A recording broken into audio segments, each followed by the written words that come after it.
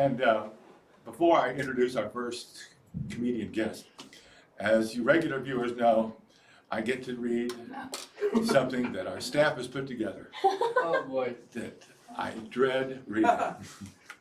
Okay?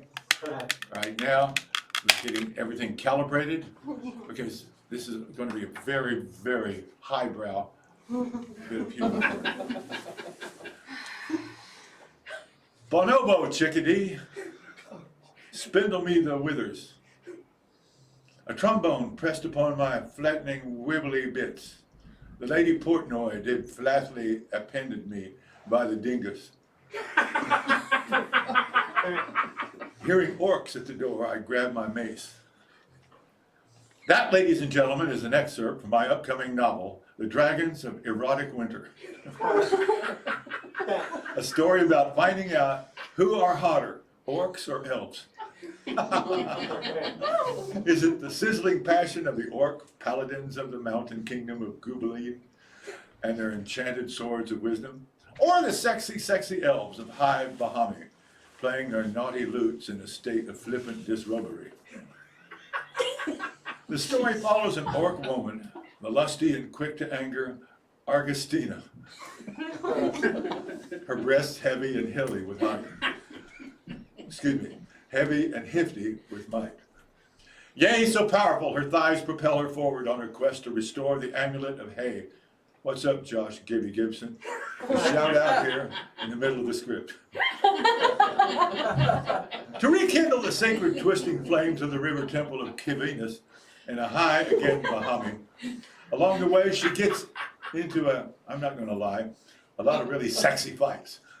I mean, hot stuff here, people. Don't read it on a boat unless you've got a quiet place to go have your way with yourself. Because you're going to want to, I mean, when I describe these orcs and these elves just fucking going at it, there's just magic on the page. There's magic in your goddamn pants. For example, there's this one scene where the elf witch princess Hamiltini is fighting a dragon to recover a stone that makes butts bigger, and he breathes fire all over her, but she's invincible to fire and all her clothes burn off, and she still wins. I described everybody's naked bodies real good, best I could. I showed a page of it to my friend Josh O'Brien, and he got an instant boner that was so hard we had to leave the Target we was chilling in right away. I swear to God, you guys have to believe me. It sounded like an airbag went off. Just bam. This book is not available for purchase at the moment. But for $14.95, I will come to your house and tell you about it. My name is Genghis Khan, the funky get-down leprechaun. Buy my book, The Dragons of Erotic Winter. It will be done already, but I just get so turned on by writing it. Bacardi.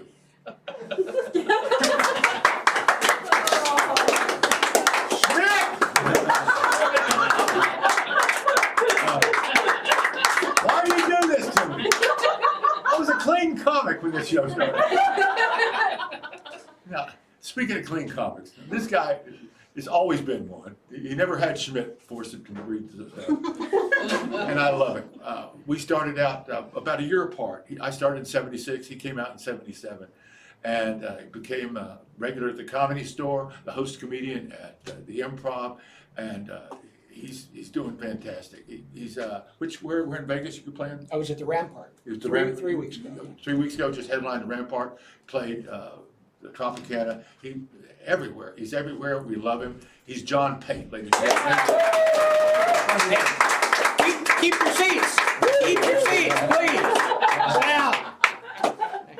John, you were. After that last bit, I feel like Sylvester's son on the Warner Brothers cartoons, where he puts the bag on and he says, "Oh, Father, I'm so ashamed. How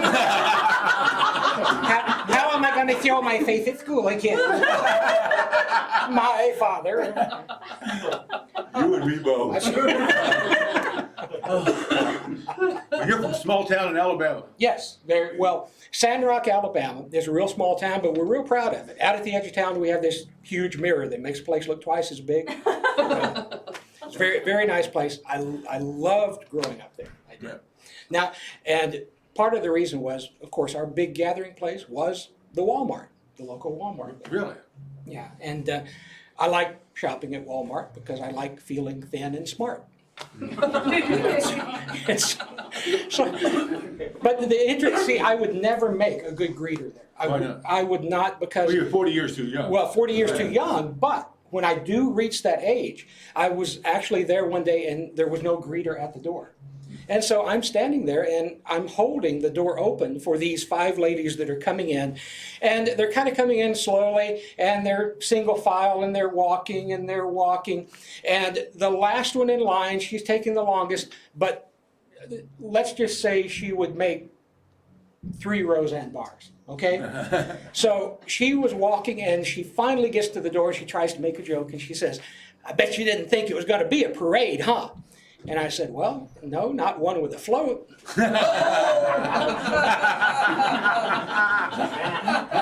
So when I woke up at the hospital, but I did like, I loved growing up in the South. Yeah. Well, now, what brought you from, you were Auburn, right? Auburn University. You went to, Yeah. did you graduate from Auburn? Graduated, well, no, I graduated out here in California and at California Baptist University and got my master's degree, my graduate degree at Cal State LA. No, right. Yeah. And this means a lot to me because, see, the Baptist in the South versus the Methodist in the South, it's the replay of the English Civil War. It's really The Calvinists versus the Anglicans, you know, and we always say that, I think the scripture says whenever 2 or more Baptists are gathered in one place, a chicken must die. Yes. It's all your. Yeah. Yeah. Tell me some more about growing up in Alabama.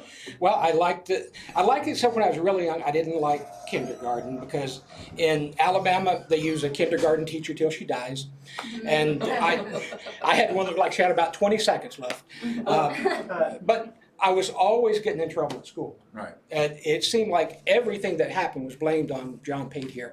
I remember one day the principal came over to loudspeaker. He said, "Students, I have an announcement to make.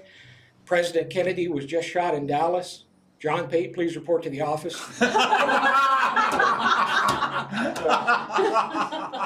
Oh my God, I love that joke. It was a time to grow up. Oh, it was a great time to grow up. How did you get from Auburn out to Westwood, Comedy Store Westwood, Mitzi? I like everybody else across the country at that time, there were 3 networks, ABC, NBC, and CBS. And every comic that you would see going on a talk show and doing their Comedy Store. Regular at the Comedy Store. We'll be at the Comedy Store this weekend. And of course, at that time, that class was Jimmy Walker and David Brenner and Gabe Kaplan and Letterman and all of those guys, and Steve Landisberg. Yeah. Everybody that did a talk show, Comedy Store. So I knew that this was the place that I wanted to come. You know, and I had a little bit of nostalgia. This was 42 years ago. I had a little nostalgia today because when I drove over, I did the exact same thing I did on April the 15th, 1977. I pulled into Carney's, the little hot dog place here, parked in the back, went in, had a hot dog, and in 1977, I walked over here, walked in through the back door, and walked into the main room, and there was a piano player by the name of Gordon McLean playing the piano. That's right. And then I walked into the original room and just walked and stood right in the middle of the room in 1977 and said, "This is the place I want to be." Yeah. And I even asked someone, I don't even remember who it is. Lou Deck said it was probably Harris Pete. I said, "How do you get on stage?" And he said, "They do the auditions over at the Westwood Comedy Store," gave me directions, and the next week I was there. That's when we met. That's when we met. Yeah. Wow. So, did you immediately start doing material in California when you got out here? Well, I started doing material on almost everything, and the way we would practice, and you know this better than anybody, our first opportunity would be to MC the shows. Right. And when we would MC the shows, we would sit in the back of the room, and I would practice, just like everybody else and yourself. We would sit there, and as the comic was doing new material, if it was a joke or a bit that we knew, we enjoyed the bit, but if it was a new joke, and they would be doing a setup. Mm-hmm. And as they're doing the setup, I would try to guess the punchline. Mm-hmm. And one of three things would happen. Either I would guess the same punchline that they would, and I would say, okay, I'm thinking funny, I'm on the right track. Or I would think of a punchline that was much lousier than theirs, and I would go, okay, yeah, they're funny, they're on the right track. Or on the rare occasion, I would think of something that was perhaps better than the one that they did. And so when they would come off stage, I would say, hey, do you want to try this for a tag, or do you want to do this? And they would start doing it, and you just continually developed your mind to think funny in cadence with whomever was on stage. And that's how I got a lot of the writing jobs. I would write for different comics to go on the Tonight Show. Who's some of the comics you wrote for? Oh my goodness, I wrote for Jim Varney, and I wrote for George Wallace, and George Wallace is back in L.A. now. Back in LA now? He was in Las weekends Vegas. ago. A few weeks ago? Yeah. But yeah, he was one of my favorites to write for on the show. One day he even called me, and he had just flown in. He said, I just got off the plane at the airport. I checked my messages at home, and somebody fell out of the Merv Griffin show. Meet me down at the studio. So I met him at the studio. We sat in his dressing room. We wrote 5 lines. He did 4 of them in his set. He did 1 of them on panel. And he came back and he said, thank you so much, wrote me a check. And we were just as happy as could be. Just as happy as could be. That's a talent for gag writing. Well, I try to think that way anyway. Yeah, you always thought funny. Well, occasionally I will send you a political joke. Yeah. People always ask me if I do any political material, but I don't do that much political material because it is chewed up so quickly in politics. It's only good for 3 or 4 days. Yeah, well, unless you are picking on somebody that's a perennial. Yeah. Okay, and like what? Okay, I don't really. Do you want me to do a Hillary Clinton joke? Sure. Okay. Yeah. Do it. Yeah. Bill and Hillary are on a camping trip, and all of a sudden Hillary's attacked by a bear, and she yells to Bill, "Run for help!" And he goes, "No, I think 1 bear ought to be enough."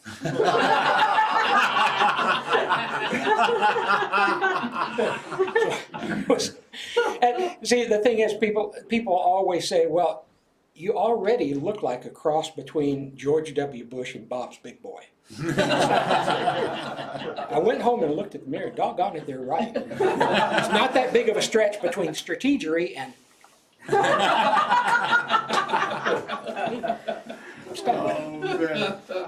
So anyway, have you been up for some big parts lately? Yeah, I went in to read the other day. I'm really excited about it. They've narrowed it down to 2 people, me and the guy that's actually going to get the job. Real. So where do you work next? I will be at California Baptist University daily teaching classes until December, until Christmas. What do you teach at California Baptist? I teach intro to stand-up comedy. I teach public speaking. I teach argumentation and debate and organizational communication, and I'm the chair of the department there. Well, wow, that's fantastic. So a lot of, now, is California Baptist, is that one of those Baptist universities where they crank out really great preachers, like Wheaton, you know? Is that true? Will Wheaton? He's a Wheaton up in Illinois. Oh, that one. Oh, yeah.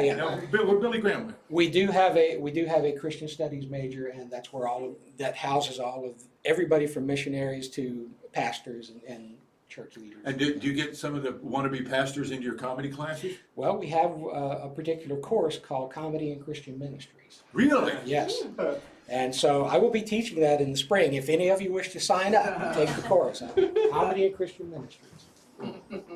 Well, wow, that's fantastic. Yeah. Well, I'm thinking, my father was a Methodist minister. Well, I think I might have a guest speaker come over. And he had one of those grand personalities. Yeah. He would say, as God once said, and rightly, he gets it anyway. Exactly. Yeah. So anyway, let's hear it for John Pate. He was fantastic.